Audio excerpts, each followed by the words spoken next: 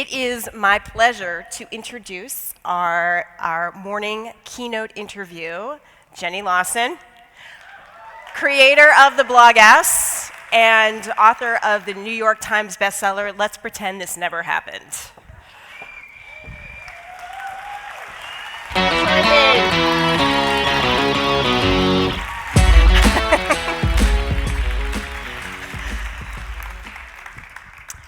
So Jenny. There's so many people here. Just a few. Hi. That's kind of fucked up. Shit. I am sorry. I should warn you, I am going to curse. If you are easily offended, you should not be in this room. There are the exits, just so you know. Yeah, and seriously, like, I will not take any offense whatsoever. It's totally okay. I'm not for everyone, and that's good. Okay. So Jenny, you've always had a popular blog, but now with the book, you're a very down-to-earth lady. But things have had to change a little bit, maybe a little bit? A little. How has life changed? Well, in some ways, extraordinarily dramatically, and in some ways, not at all. I think in order to really kind of talk about it, you have to go back to the beginning, which was when I was younger. I always wrote, and I just think, writers write always, and if you're a writer, then you were probably on the yearbook staff, and you wrote in your journals or on the walls, or like you wrote everywhere. And even today, like I write it's all over my arms, everywhere. I'm constantly I noticed you have some notes on your arm. Well, some of them are important, and some of them are just like by bananas. And so I was always writing, and when I turned 30, I thought, I have not accomplished any of the things that I wanted to accomplish in my life. I wanted to be a mom, and I was unsuccessful at that, and I wanted to, do all of these things, and I wanted to write a book, and I wanted to do, and nothing. I had done nothing on my list. I'd gotten married, and I got my degree, but all the things that I was like, this is the thing that's going to make me who I am, nothing had happened. And so I thought, okay, it's the day I turn 30, I'm going to write this book, and I'm going to write it for my future child, who I will one day have. And I thought, I'll just write these terrible stories, these family stories that everybody doesn't want to talk about. And I thought these would be the best stories. And as I was writing it, I was having a really hard time finding my voice. And I was reading this blog, and it was on the Eastern Chronicle.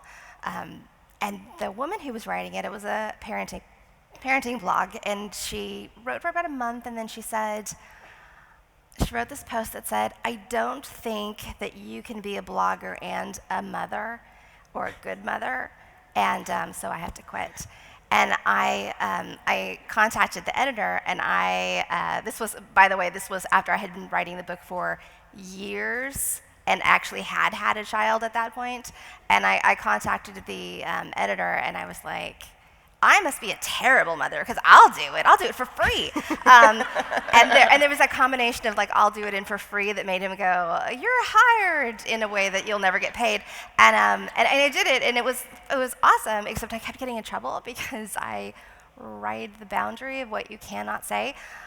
Surprisingly. And so I was like, okay, well, I'll start my own blog, and I'll call it the BlogHer. And I had two commenters, and one was the girl that was in the cubicle next to me, and I would write my blog, and then I would stand up, and I'd be like, Christine, comment on my blog, and she'd be like, oh my God, what is wrong with you? What? Why? And it became somewhat successful. I didn't make any money off of it or anything, but it, every once in a while, somebody would be like, "Oh, I read your blog. It's interesting," and it's offensive. As a matter of fact, my tagline used to be, "It's only offensive to assholes," and that way, when people would say "Oh, I find it very offensive," I'd be like, "Well, I'm not surprised." And then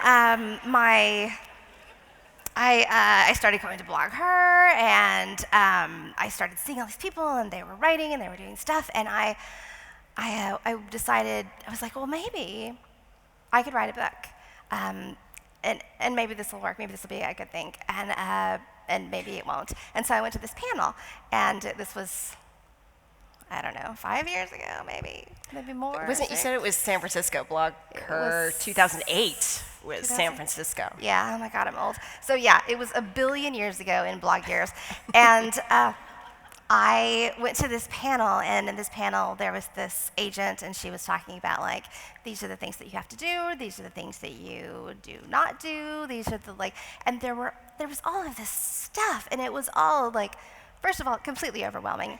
Secondly, she kept talking about like finding your editor. Well, I'd had people who had been like, hey, are you looking for an editor? And I was like, no, I already know how to use punctuation. Like, why would I hire you to like fix that's what spell check is for. I don't, what? And like at that point I had no clue that the editor is the person who buys your book. They're the CEO of your book. If somebody says, hi, I'm an editor, I'd like to talk to you about your book, they're not saying, you have shitty grammar. What they're saying is, we would like to look at your stuff and then we will give you to a copy editor. We don't do either, that's, So that's how little I knew. And I was so completely, first, overwhelmed and depressed that I left the panel, in the middle of the panel, and I was like, fuck this. I went straight to the bar. Because it was like the last panel of the day, and it was like a 30-minute break, and then the keynote, and Heather Armstrong was speaking at the keynote, and I was like, oh my gosh, Heather Armstrong, and I stupid fangirl, like I had all her books, and that I'm carrying with me, like not even like I had all her, but like I'm carrying them with me because I might see her and I could be like, hi, you don't know me, would you sign my books? And I had before I had gone, I had written this post that said, and also, oh my God, Deuce is going to be there, Heather Armstrong, and it's so weird thinking that you're going to see somebody in real life that you think doesn't really exist in real life. It's like meeting like a mythical hobbit or like Jesus or Santa Claus, and I'll probably say something ridiculous and it's going to be ugly. And it was just this little throwaway thing. So I went, had a drink with, I want to say Devil on the Rocks maybe, and Mama Matic, and then went straight to the keynote, and I was sitting in a table by myself and alone, and she was talking about bullying and criticism, and she was talking about somebody like threatening to throw acid on her and death threats and like really serious stuff. And then she was also like, and someone called me, a mythical hobbit. And she meant it like sort of joking, but it sounded like the person who called me a mythical hobbit threatened to throw acid on my face. And I was like, oh shit, I gotta clear this up. Like, oh my God. So I stand up, slightly tipsy and stupid, holding my books like an idiot, and I'm like, hi. I get called on in the end. I was like, I called you mythical hobbit, but I also said you were like Jesus and Santa Claus, and I didn't know it was an insult, and I'm sorry. I love your books. I'm drunk. I don't know. I'm sorry. And she said, I'm not going to respond to that. And then she went to the next question. And I stood there and I was like, oh, okay. So then I sat down and I was like, I have misjudged this situation. I thought, oh, this is bad. And then I was like, I think I'm gonna cry. Oh my God, I'm such a girl. What's wrong with me? So I get up to leave, and as I get up, somebody hisses at me, and I was like, are we still doing that? Hissing? What is this, the 30s? No. And I managed to get outside before I'm like in full tears, and I'm just like, and by the way, Heather and I are totally good friends now, and I will get to that. You have hugged it out, yeah. Everything, she was very like, so sorry, like, she's apologized, and she's wonderful. Feel free to love Heather Armstrong. She's great. But it was just, it was a weird situation. So I pretty much just hid after that, and didn't really go on the internet. I never really wrote about it. I was so horribly mortified. I would call my friend Laura and say, what are people saying about it? Because I couldn't read. And I was like, are people talking about it? And she was like, yeah, most of them think that you're crazy, and they feel sorry for you. And I was like, so that's normal. I mean, and But the great thing that happened about all of that is, so that whole thing happened and was awful at the time. But at one of the tables was the agent, the one that I had walked out of her panel because I was like, holy crap, I'm never going to get published. And she was at a different panel and she was like, what in the hell just happened? And the people at the table were like, I don't know, that's the bloggess, and I don't know, something weird. Who knows? Nobody knows.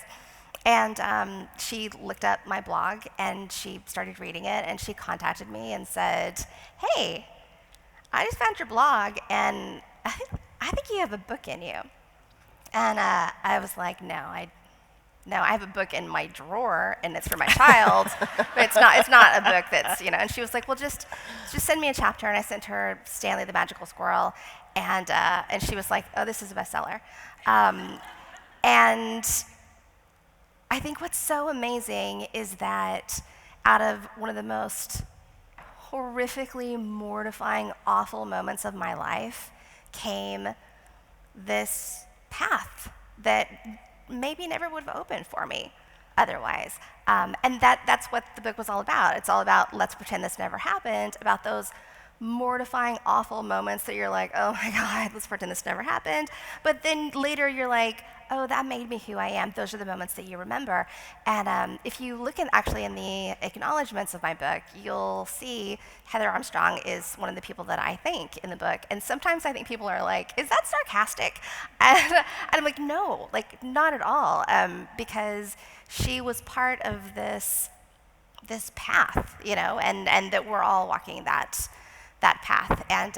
And we are completely awesome, and she's lovely, and it was weird misunderstanding, but in the end, it all worked out. It's a great story. Yes, yeah, and I do want to say also that with the first person who was out here was talking about the cool kids and everything, and I think it's really interesting to look at the fact that I was a pretty relative nobody sitting in the back looking at this person doing a keynote going, maybe one day I'll write a book. And now I'm doing the keynote. And I think a very important, thank you. That's not the point. The point is that right now there's an entire audience where like 90% of you feel like, why am I even here? I'm not supposed to be here. I'm not as good as this person. This will never happen. I can't hang out with the cool kids. None of the cool kids are talking to me or whatever. Well, you know what? Like those cool kids, like all the cool kids now, they weren't cool. Back then, they were the people that I hung out with. Like, we would just hang out and we'd be like, look at those cool kids. We just weren't part of that. Well, you know what? The next generation of cool kids, they're out there right now. As a matter of fact, you might be sitting next to somebody who's going to be bigger than anybody who has ever been at BlogHer. You might be that person. And so I think that is really the important thing. So be nice. Exactly. I love that story for that reason. So I have to ask you though, so you're working on your second book. Yes. Furiously Happy. Furiously Happy. And I was reading on your blog that you were a little stressed out about getting it done. Do you feel like there's more pressure the second time around when you've had success the first time? Like, do you feel like this pressure to kill it the next time? Sort of. Let's pretend this never happened because it had amazing community support, and I have a great agent, and everybody, like a good editor, like everything fell into place, and I was extremely lucky. The most important thing was I had this great audience behind me, this great group of weird cult members who were like, yeah, you go on with your bad self. I'll buy your book. It really was sort of unexpected for everyone. And when it opened #1 on the New York Times bestseller list, I think just in general, people were like, what? There's this book with this dead mouse on it, what? And when I got the call and they were like, it's #1, and I was like, oh, that's so awesome. It's downhill from here. But in a way, it was kind of nice because it was like, well, I mean, whatever. And that's why when when they said, well, why don't you write a second book? And I was like, I don't have a second book. Like, I have one book in me. That's all I have. And they were like, well, you know, is there any particular kind of story that you think isn't told? And I said, well, you know, nobody ever really talks about mental illness in a funny way. And then once I started writing the book, I realized, well, there's a reason. It's because it's really fucking hard. And so I thought, okay, you know what I'm gonna do? That's what I'm gonna do. I'm gonna write a book about the funny side of being on antipsychotics and having, you know, an anxiety disorder and having depression and having so many disorders that I would have to write them on this other side here. And it's so much harder than I thought it was going to be. If you're one of those people who can say, oh, I came up with an idea and I wrote a book in 6 weeks, more power to you, because it took me 11 years to write the first one. And I think I'm on year 3, maybe, with this one, and I'm getting close. I'm getting really close. But it doesn't come easy. And also there's the fact that because of the subject matter, because it is about mental illness, I want it to be right. Like that it's not just, you know, these silly stories about, and it is, it's filled with silly, ridiculous stories, because I wanted it to be like laugh out loud on the plane where people are like, are you okay? And you have to pretend that like someone died. You're like, oh, I'm so sad that my grandma's dead or whatever. So I wanted it to be really funny, but I also wanted it to be straightforward and very like, this is what it's like, not only for people who suffer from mental illness, but also for people who love people who suffer from mental illness, because they suffer too, and we forget about that. There is a quality about your writing, in addition to the humor and hyperbole. I actually do sense that you are protecting the people that you love. Yes. In this weird way. Can you talk a little bit more about how you set the boundaries when you write? If you look at my stuff, you would think this woman has no boundaries. And that's not true. It's really that I have no filters. I have very strong boundaries and rules that I've set for myself. The first being, don't be mean. And the second being, don't ever write anything where someone is the butt of the joke more than me. You'll see tons of stuff that I'll write about my husband or my daughter or my family. And in every situation, it always comes back to, if you want to laugh at somebody, laugh at me, because I'm the funny one here. I think my hair is hitting my fake hair. This isn't my hair, by the way. People were like, your hair got so long. At the airport, I was trying to buy pot in Denver, and they won't sell any. I'm like, hello, why am I going to Colorado? And they were like, this is Pizza Hut. We don't sell that. And I was like, well, can I have a Cinnabon? And they were like, also, again, Pizza Hut, no. And then, so I was like, fine, whatever. And then I was walking out, and there was this kiosk selling human hair. And I'm like, what? I can't buy pot, but I can buy human hair? And the woman that was working there was like, oh, honey, you need my help? And I was like, I do. And then suddenly she started putting hair in. It was bigger and bigger. And I was like, is this corpse hair? And she was like, maybe.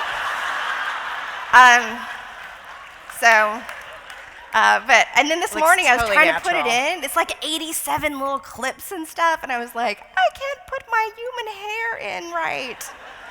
And then I was going to put first world problems. And I'm like, it's not a first world problem. It's not a problem anybody, I think, has. So you can buy hair in Denver. Yeah, at a kiosk. Human hair.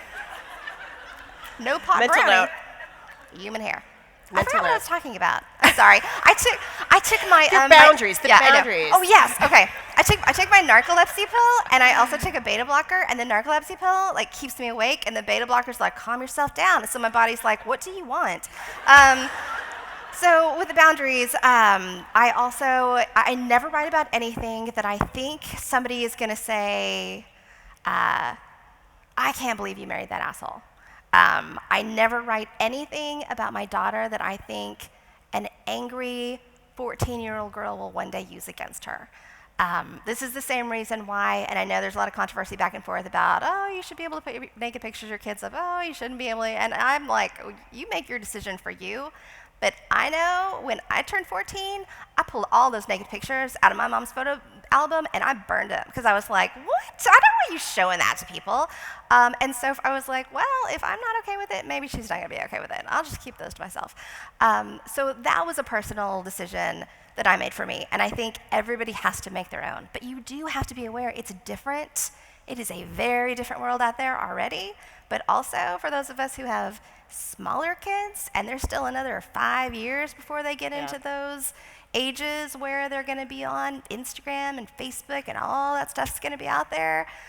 Who knows how people are going to be able to use that against them? So I try to be very, very careful about what I do. Also, when I was writing the book, every single person who was in the book, I sent them a copy before it came out and told them, you can delete anything you want, no questions asked. Anything that you disagree with, anything you find uncomfortable. It is more important to me that I have you in my life and that you're happy than it is that I tell this story.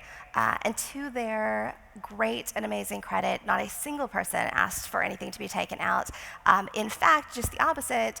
My mom was like, you know, I have pictures of our raccoon wearing shorts. Do you need that? And I was like, yes, I need that. One of my favorite parts of the book. What?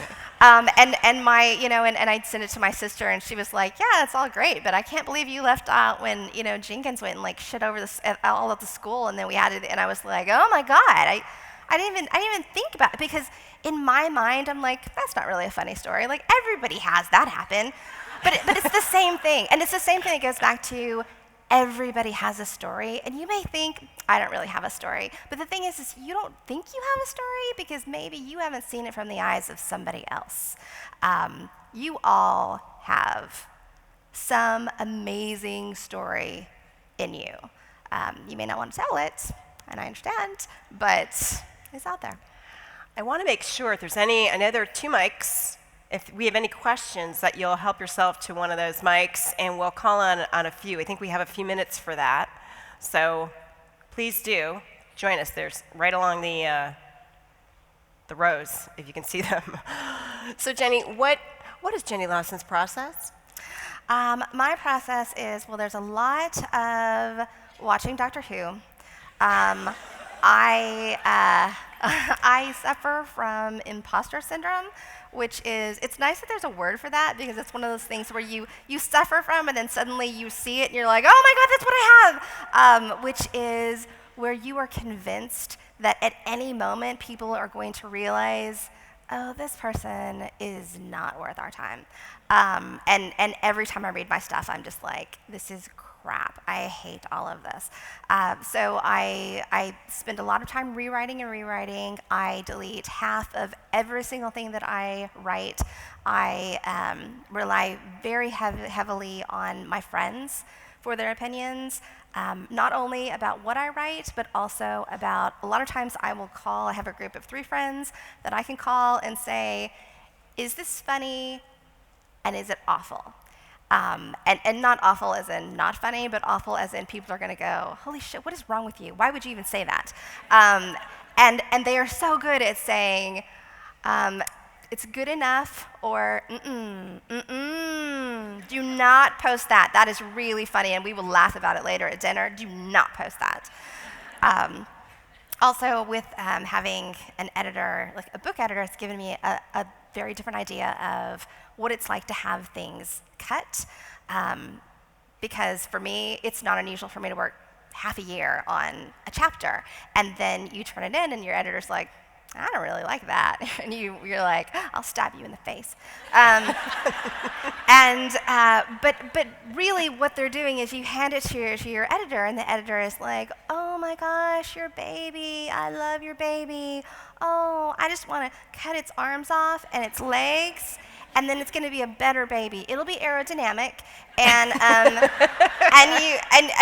you're like, what do you want to do with my baby? But then they're right. I mean, don't cut your arms and legs off babies. That's the quote that comes from me. Don't cut arms and legs off of babies. The BlogGess. A takeaway. That's what I learned from BlogHer this year. But do listen to your editor, but at the same time, listen to yourself, because my editor really was like, cut this chapter. And I was like, no, it's going to be great. And I didn't cut it, and no one likes it. But then there was another one where she was like, I'd cut it if I were you. And I was like, no, I love this chapter. It's the HR chapter. And people are like, that's a great chapter. So you have to also listen to yourself a little bit, too. I love that chapter, by the way. Thank you. For the record. Question. Hi, I'm Lovey of Awesomely Lovey. Hi! Okay. I love your blog. I've been reading it for years. Love that you came wearing this red dress. Is it a throwback to your red dress campaign? It is an homage to the Traveling Red Dress campaign, which is, it's a little bit on hiatus because the original Traveling Red Dress, for a very quick little sum up, I had always wanted to wear this red giant ball gown, right? Because who doesn't? But it's just one of those things that in your mind you're like, one day I will, and then I'm like, I'm the girl that doesn't even go to prom. No, that's not gonna happen. And then one day I was like, fuck it, I'm gonna buy a giant red ball gown. And I didn't have any shoes. I went to the cemetery because that's the only place that's green in Texas, because that's the only place we water. And my friend Karen Chickalunk, she took pictures of me barefoot in a cemetery wearing this giant, ridiculous red dress. And so many people were like, oh my gosh, that red dress represents all the things that we say to ourselves. I don't deserve this, or I'm not worth it. And someone actually left a comment that said, my red dress is, I'm going to go to BlogHer next year, and I have severe agoraphobia, and that is my red dress, is walking through the hotel. I have not left my house in weeks, and that is my red dress. And I was like, I'm going to be there. I'll bring the red dress. It will travel with me. And we took pictures in her hotel room, and they were lovely, and she cried, and it was wonderful. And then somebody else said, I just bought my first house ever. Can I wear the red dress? And I was like, I sent it to them, and then someone else was like, I am in the process of becoming male to female, and I would like to wear the red dress. Send it to her. So it went everywhere, all over. And the stories were so amazing. And there were so many people who offered up to buy red dresses and to send red dresses, and photographers who were like, I'll do free sessions for anybody who wants a red dress. It was amazing. The red dress is now a bit tattered and torn, and is the original artist is working on another one so that maybe we can eventually kind of relaunch it and say, go out into the world, red dress, have fun. But it was a great community thing where there were no sponsors, nobody was involved, nobody made any money. It was just the community going, oh, I love that. You need a red dress? I have a red dress. I have this red dress from prom that I know. It's a size, 18. Do you need a size 18? I need a size 18. Okay, let me send that way. And it was wonderful. Thank you for it. Good question. Thank you. Question. Hi, I'm Allison Herzig from the Shatastrophe, and I just wanted to know, you talk a lot about Victor, and so what is his take on all that has happened in your life and your family's life in the last few years because of all of this? Good question. Victor very much keeps me grounded. Whenever I win an award or something, he's like, yay, world's greatest grandpa. Just it sounds mean, but it is actually lovely, because it really makes me realize that blog fame is fleeting and fickle and largely based on chance, and that it could disappear at any moment, and that it's something that you can say this is awesome, fantastic, but don't count your whole life on it, because you don't know when it's going to go away. He is extremely supportive, but at the same time, he doesn't really read my stuff, to be honest with you. And it is not unusual for him to be on a conference call with his coworkers, and they'll be like, so, heard your wife got a giant metal chicken. And he'd be like, what? How do you even know that? Or they'll mention some fight that we had on Twitter that he doesn't, because he's not on Twitter, so he doesn't know. And it'll be like, well, it's like we're being tapped. Just tell me what's going on. And well, huh? But for the most part, he's very supportive, and behind the scenes, I think he's very proud when he's talking to other people about it. But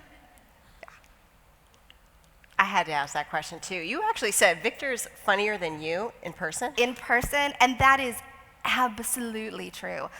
He is so much funnier than me in real life. In writing, I'm way funnier though. So it's a very good combination. It's a great But combo. he is hysterical in real life.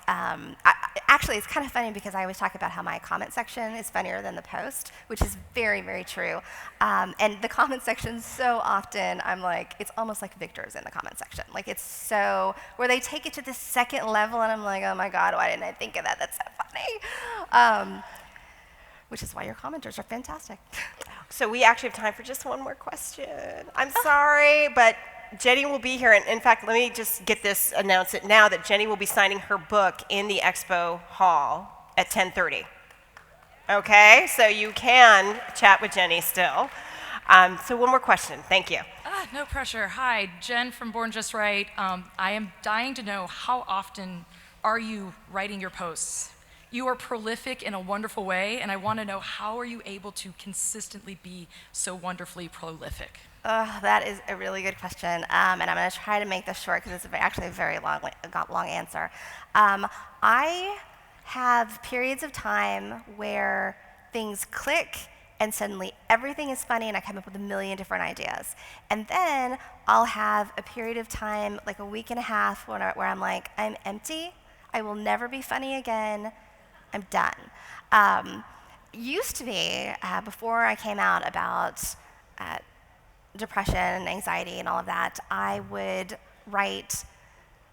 always have a week's worth of posts ready so that when I was depressed and on the couch and I couldn't function, I could publish a post and people would be like, you're so funny, that's so fun. And I would be like, I'm a liar. Like, I'm just lying here thinking, I wish I could feel pain because that would be better than what I feel right now, which is just nothing. And but I always had that weak sort of thing, which I still have and still sort of use. It wasn't until I finally, though, came out about the fact that I did have mental illness, because I felt like I was creating this false history.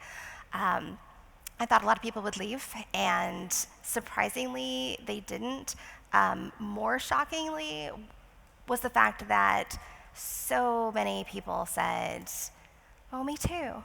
Me too. Like, even to the stuff that's not just your average, oh, sometimes I'm depressed, but like the self-harm stuff and the some of the scarier stuff. What was really amazing about that, not only because it was very freeing and wonderful, but also because when I wrote about it and so many people responded with, I thought I was the only one. I didn't think that anybody else was going through this. I thought I was alone. Other people saw that. And I used to have this folder. It was called the folder of 24. And it's now probably the folder of 47, I think. But it was a folder of 24 emails that I got from people who were actively planning their own suicide, but who decided to stop and to get help because of the blog. And it is a wonderful thing. But here's the important thing. Not a single one of them said, I decided to get help because of what you wrote. What they said was, I decided to get help because I saw what you wrote, and I saw thousands of people saying, I thought I was the only one. And then I realized, oh my God, like, it's all of us. We all have something back there that's messing with us.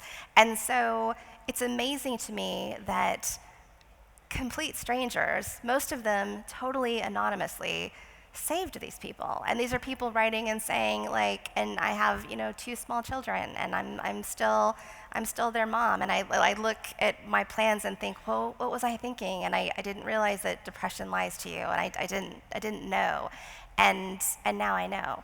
And so if you have ever left a comment like that, just know that your words mean so much more than you could ever know. Thank you, Jenny. Thank you. Jenny Lawson.